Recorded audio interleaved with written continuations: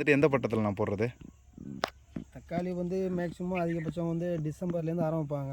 ஆ டிசம்பர்லேருந்து ஜனவரி வரையும் நடவு செஞ்சால் கொஞ்சம் நல்ல தேர்வான பட்டம்னு சொல்லுவாங்க. சரி. அதிக விளைச்சலும் கிடைக்கும். ஆனால் மக்களோட விவசாயிகளோட குறைகள் என்னென்னு கேட்டிங்கன்னா, அந்த நேரத்தில் நல்ல சேல் ஆகாது, ரேட்டு இருக்காது. ஆமாம். அதனால் எல்லா விவசாயிகளும் இதே டைம்லேயே ஃபாலோ பண்ணுறாங்க. அதனால் பட்டத்தை கொஞ்சம் மாற்றி பண்ணால் பின்னாடி கொஞ்சம் விலைக்கு அதிக விலைக்கு விற்கலாங்கிற ஒரு நோக்கத்தில் நான் இதை வந்து இப்போ ஜனவரி பட்டமாக பண்ணியிருக்கிறேன். நான் வந்து ஜனவரியில் நடவு போட்டு இப்போ பிப்ரவரிக்கு இப்போ காய் வந்துருக்குது. எனக்கு சேல் பார்த்திங்கன்னா மார்ச் ஏப்ரல் தான் எனக்கு சேலுக்கு வரும். அப்போ வந்து இப்போ நல்ல ஒரு விலை இருக்குங்கிற நம்பிக்கையில் நான் பட்டத்தை பின்னாடி பண்ணியிருக்கிறேன்.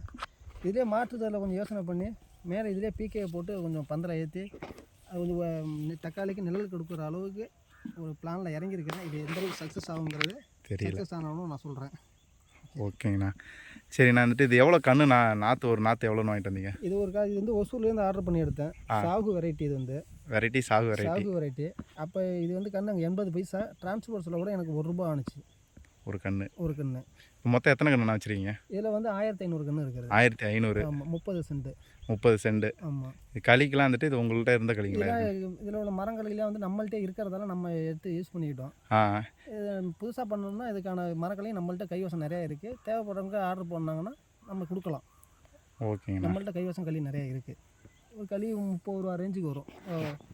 12 அடி நீளத்துக்கு உள்ளது வந்து ஒரு ₹30 ₹35 ரேஞ்சுக்கு வரும். சரிங்கண்ணா. தேவைப்பட்டால் நம்ம இதை நம்மள்கிட்ட கேட்டால் கொடுக்கறதுக்கு ரெடியாக இருக்கும். இது என்ன சொட்டு நீர் போட்டிருக்கீங்களா? ஆமாம், நம்ம வந்து இது சொட்டு நீர் அமைச்சிருக்கிறோம். ஏன் இல்லை நார்மலாகவே விட்டு இது மாதிரி பாத்தி அமைச்சிருக்காங்களே, ஏன் அதாவது வாய்க்கால் போடாமல்? வாய்க்கால் பாத்தியில் வந்து அந்தளவுக்கு குரோத்து கிடைக்க மாட்டேங்குது. ஏன்னா மண்ணுடைய தரம்லாம் மாறிக்கிட்டே போயிடுது. அதிக நீர் பாய்ச்சறதால மண்ணோட தரம் மாறிடுது.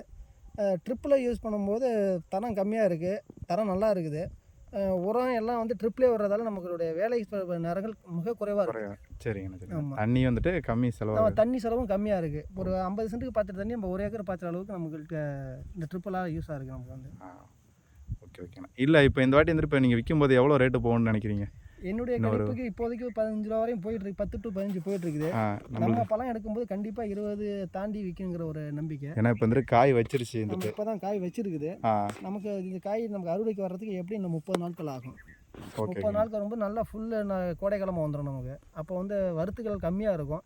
அதனால் ஒரு ₹20 மேலே போகிறதுக்கான வாய்ப்புகள் இருக்குது. எவ்வளோ இந்த கொலையில் வரும்ன்ட்டு பார்க்குறீங்க? எத்தனை பாக்ஸ் வரும், எவ்வளோ ரேட்? என்னுடைய கணிப்பு இந்த கொலையில் ஒரு 300 பாக்ஸ் நான் வந்து வரும் அச்சீவ்மெண்ட் வச்சிருக்கிறேன்.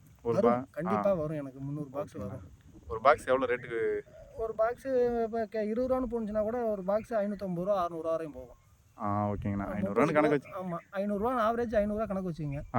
நமக்கு ஒரு 300 பாக்ஸ் கிடைக்காத வாய்ப்பு கண்டிப்பாக 300 பாக்ஸ் வரும். அது குறைஞ்சினா விவசாயம் பண்ண தேவையில்லை நம்ம வந்து. ஆமாம். அதுக்கு பட்சத்தில் இதில் வந்து நமக்கு பீக்கை போட்டிருக்கிறதால இது வாரத்துக்கு நமக்கு எப்படி வச்சுலாம் ஒரு 150 கிலோ பீக்கை எடுக்கும்.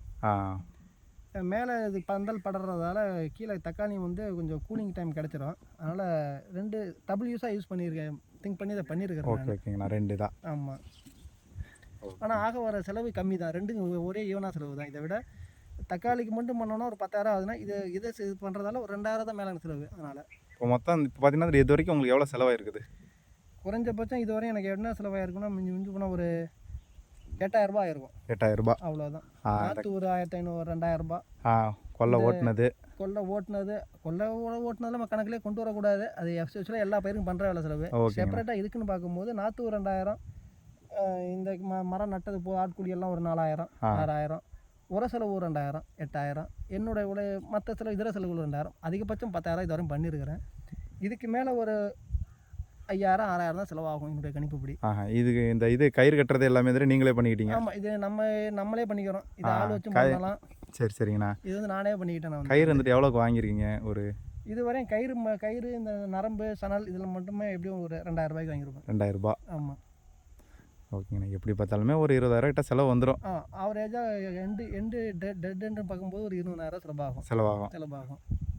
ஓகேங்கண்ணா. என்னுடைய கணிப்பு ஒரு ₹1,00,000 வரையும் ஏர்ன் பண்ணுறதுக்கான வாய்ப்பு இருக்குது தக்காளி போட்டால். ஆமாம். ஆனால் என்னென்னா பருவம் தள்ளி போடணும். ஆமாம், பருவத்தை கொஞ்சம் தள்ளி போட்டோம்னா நம்ம ஏரியாவில் விற்கிறதுக்கு சேல்ஸ் பண்ணுறதுக்கு கொஞ்சம் நமக்கு ஏதுவாக இருக்கும்.